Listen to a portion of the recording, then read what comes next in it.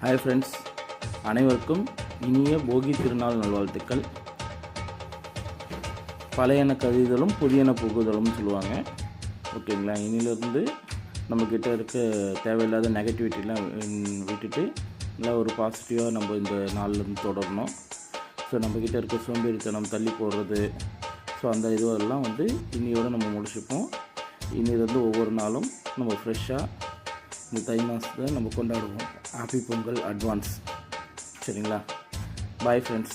இந்த போகி திருநாள் உங்களை சந்திக்கிறது வாழ்த்து மகிழ்ச்சி. அனைவருக்கும் போகி திருநாள் வாழ்த்துக்கள். Advance happy Pongal. பாய்.